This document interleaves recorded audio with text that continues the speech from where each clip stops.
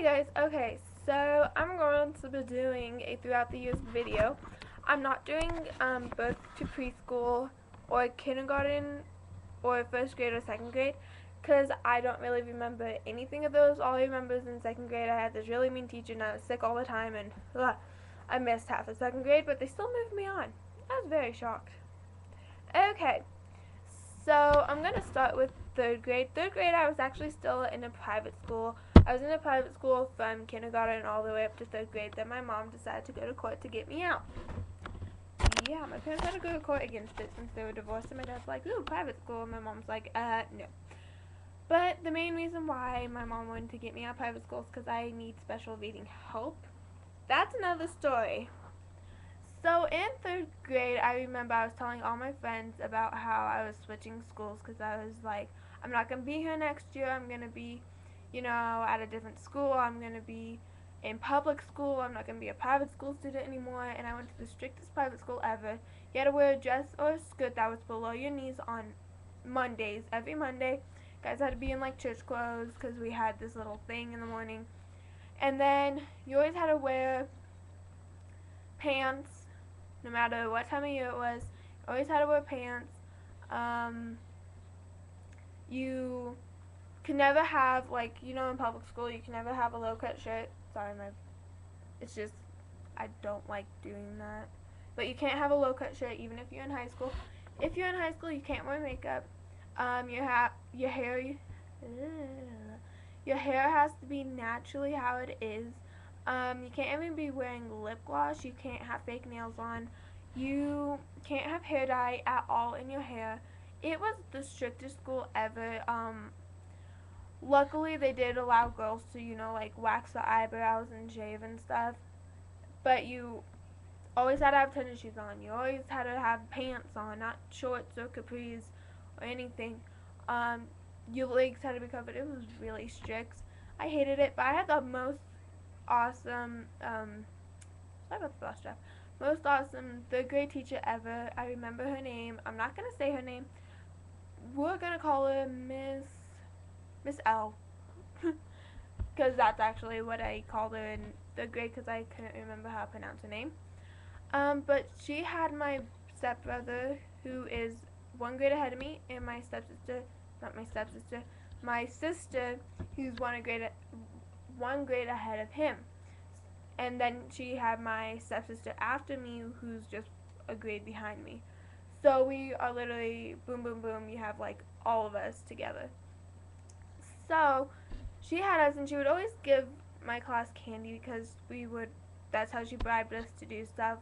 At this school, there were 2 teachers in each classroom, not like a student teacher, but like to where if one of the teachers didn't make it in on time or wasn't going to be there, you didn't have to have a substitute. And most of the teachers there didn't even have a teaching license. They're not the best school. And PE was a requirement. Spanish was a requirement. I only did Spanish in 3rd grade because that's when they first introduced it. And then after I left, there was something on the news about the Spanish teacher getting arrested for being basically, sorry for the language, pedophile. I'm using that because, like, he only taught the 1st to 4th grade classes Spanish, and so basically the little kids, they don't even know what it is, so kind of what I'm going to call him. So yeah, and we also found out that our PE teacher also got arrested for sexually assaulting a girl. Now, I think she was in high school, so she knew more of what was going on, and I don't like the word rape, so I'm going to use sexual assault. So that school wasn't very good, and my dad was convinced that private school was the best thing for me and my sister, so my mom and dad went to court, and I remember that all through 3rd grade, my teacher, Miss L, would be like, oh, so what's going on with the, trial and stuff, and I'd be like, oh, so far I know that my mom's winning. Obviously, my mom won at the end because she was the one who was trying to get us out. So, throughout that, I'm a year behind everyone due to my birthday. My birthday's in September. I think I've already mentioned this a couple of times, but my birthday is in September. But the thing is that since I'm a year younger than everyone, I've always been the youngest. So I think I went into third grade. I don't know how old I was when I went into third grade. I'm so sorry. I can't do math either. So tell me how old you were. Like, tell me if you were like the average age that went into third grade, and then just take a year younger than that, and that's how old I was. So everybody thought it was cool. Ooh, I was a year younger than everyone. I should have been smarter than everyone. I wasn't. That was just due to when my birthday fell. My mom was actually trying to get me to be held back in second grade, but the teacher never did. So I made it to the grade perfectly, I guess you could say. Um, so it actually makes it seem like me and my sister are only 2 years apart in age, even though we're three. Because actually, it makes it seem like we're only a year apart in age. Because um, she got held back, I think. Anyway, back to my third grade. So I kept remembering, since third grade was my last year, I kind of didn't really care what anybody really thought. Even though, as a little kid, you're always like, ooh, I want the most friends, blah, blah, blah. Well, I had 5 friends total. Throughout all of my private school life, I only had 5 friends. One was my godmother's daughter. Another was this girl that I had in my kindergarten class.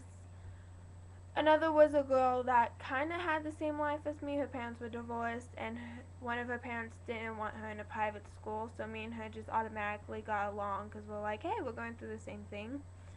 And then one was just a girl who hung out with the other one. The other one was this really rich kid. And I hung out with her because, she was kind of like the cool one. How cool you can be in third grade, I don't know. But she was like, out of all of us, the cool one because she was the one who had all the money.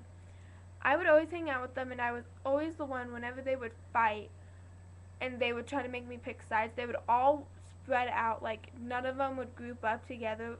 Like, literally, it'd be one-on-one, one-on-one, one-on-one. So, like, these two would be fighting, these two would be fighting, this one would be mad at all of them. And so they would all just spread out and not talk to any of them because they're all like, oh, you're still friends with her, so I'm not going to talk to you. And I would just sit there on this bench thing and just stare at where they were going. And then eventually they all came back together and were like, oh, I'm sorry, and stuff. And so I was always the one who brought them all back together and made us all friends again. So I was kind of like the peacemaker in third grade, if you want to call it that.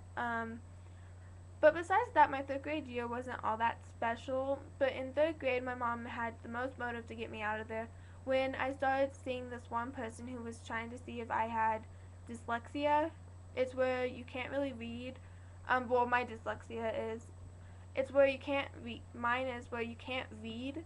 There's a specific name on it, but I don't know what it is. But most dyslexics, it either impacts their math, their reading, their writing, or all their learning, all of the above, everything.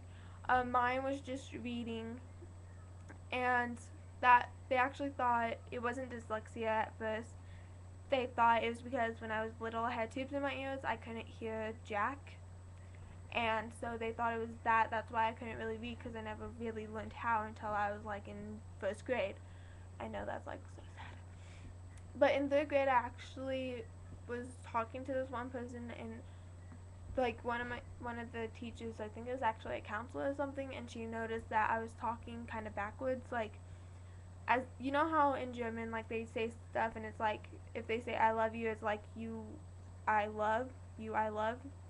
It makes sense, but it's really weird. And she was asking me all these questions. She's like, who do you love? I'm like, mommy, I love.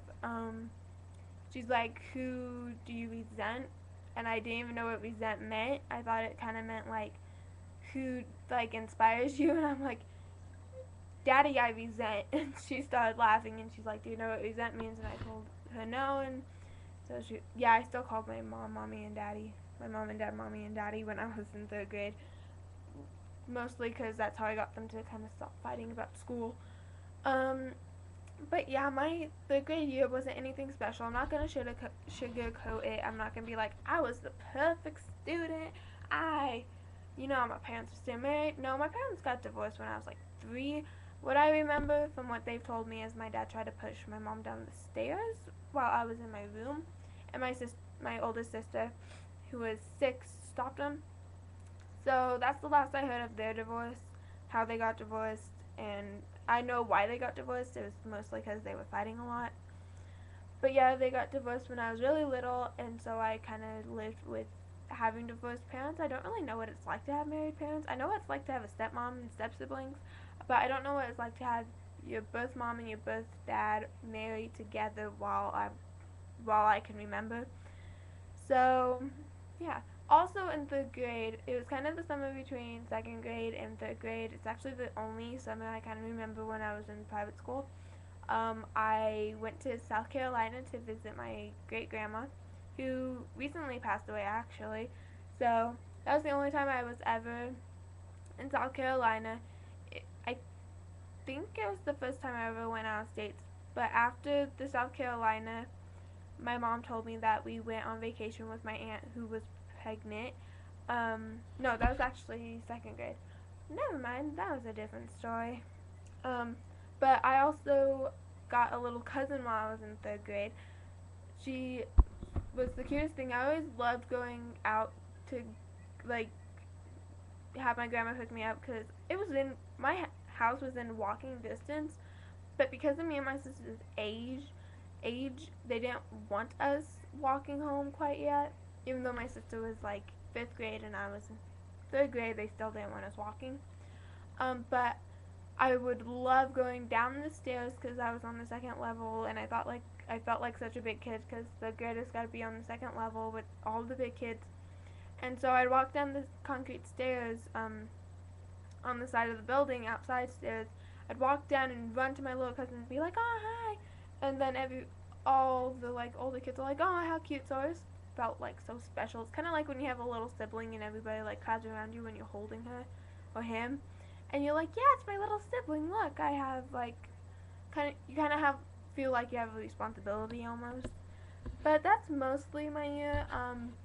Nothing was sugar coated, as you could tell, because I kind of told you dyslexia, divorce, court, and all that. So yeah, stay tuned for my 4th grade video, which is actually the most entertaining video I think, which I'm actually gonna make right after this one. So yeah, bye.